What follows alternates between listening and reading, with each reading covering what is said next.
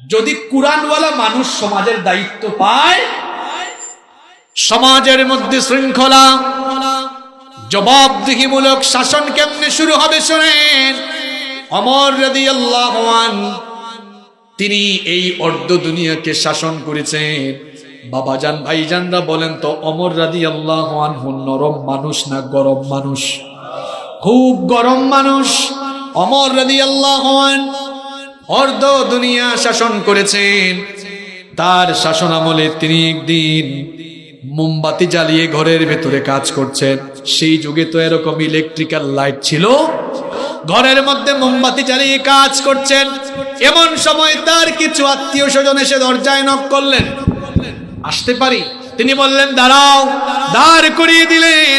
তারপরে সামনে থাকা মোমবাতির আগুন ফু দিয়ে নিভিয়ে নতুন আরেকটি মোমবাতিতে আগুন জ্বালালেন। এরপরে বললেন এবার তোমরা ভেতরে আসো। এরা ভেতরে ঢোকার পরে বলল, আমিরুল মুমিনিন, আপনার সামনে তো মোমবাতিতে আগুন ধরানো ছিল, সেটা ফু দিয়ে নিভিয়ে কেন নতুন আরেকটি মোমবাতিতে আগুন জ্বালালেন? তিনি বললেন শোনো, তোমরা আসার আগ পর্যন্ত আমি রাষ্ট্রের টাকায়, রাষ্ট্রের টাকা কারো বাপের টাকা নয়, এগুলো হচ্ছে জনগণের ট্যাক্সের পয়সা, ঠিক কিনা? তিনি বললেন তোমরা আসার আগ পর্যন্ত রাষ্ট্রের টাকায়, জনগণের টাকায় কেনা মোমবাতির আগুন জ্বালিয়ে রাষ্ট্রের কল্যাণে অফিসিয়াল কাজ করছিলাম। কিন্তু তোমরা যখন এসেছো, মনে মনে চিন্তা করলাম তোমরা তো আমার আত্মীয় স্বজন, হয়তো ব্যক্তিগত কথা বলার জন্য এসেছো। মনে মনে ভাবলাম যদি এখন আমি রাষ্ট্রের টাকায়, জনগণের টাকায় কেনা মোমবাতির আলো জ্বালিয়ে তোমাদের সঙ্গে ব্যক্তিগত কথা বলি, রাষ্ট্রের সম্পদ অপচয় হবে, রাষ্ট্রের সম্পদ নষ্ট হবে, আল্লাহর কাছে এজন্য জবাবদিহি করা লাগবে। এ ভয় যখন আমার অন্তরে ঢুকলো, তখন রাষ্ট্রের টাকায় কেনা মোমবাতির আগুন আমি ফু দিয়ে নিভিয়ে দিয়ে নিজের টাকায় কেনা মোমবাতির আগুন জ্বালিয়ে তোমাদের সাথে কথা বলছি।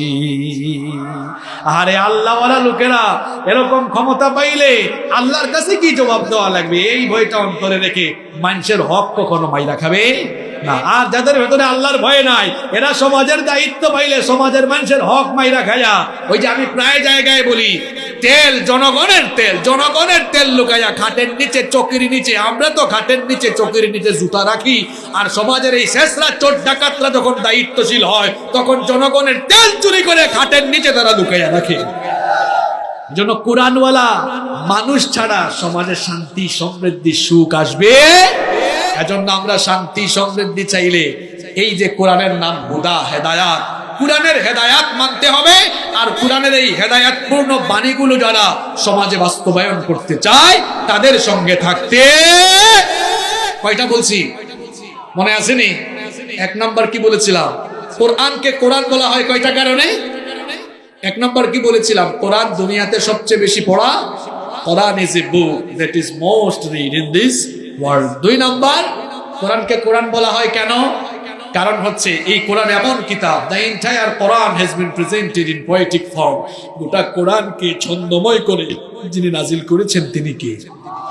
কোরআন হচ্ছে কোরআনের মূল নাম। এর বাইরে আরো চারটা বলেছি আজকে। দুই নম্বর বলেছি কি? কারিম। সবাই বলেন দুই নম্বর। কারিম মানে সম্মানিত। কোরআনের কাছে আসলে আমাদের সম্মান বাড়াবেন কে? তিন নম্বর, কোরআনের নাম মাজিদ। কোরআনের কাছে আসলে মর্যাদা বাড়াবেন কে? চার নম্বর, কোরআনের নাম হাকিম।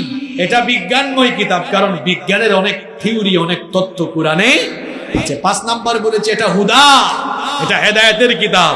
এই হেদায়াত সব জায়গায় যদি এই হেদায়েতের কিতাবের বাস্তবায়ন শুরু হয়, বিধানের বাস্তবায়ন শুরু হয়, শান্তি, বরকত নামে আসবে কার তরফ থেকে?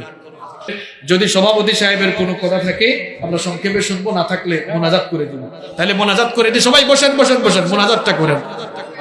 সঙ্গে কোরআন ছাড়া সমাধান পাওয়া যাবে? সমাধান চাও যদি জীবনে মরণে, ফিরে যাও খুঁজে নাও চোখ রাখো কোরআনে। সমাধান চাও যদি জীবনে মরণে, ফিরে যাও খুঁজে নাও চোখ রাখো কোরআনে।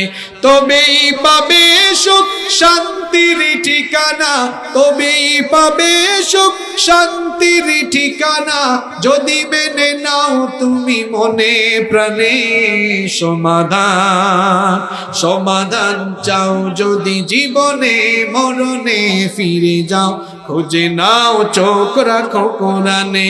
If you want a solution in here and hereafter, go back, have a look on the Holy Quran.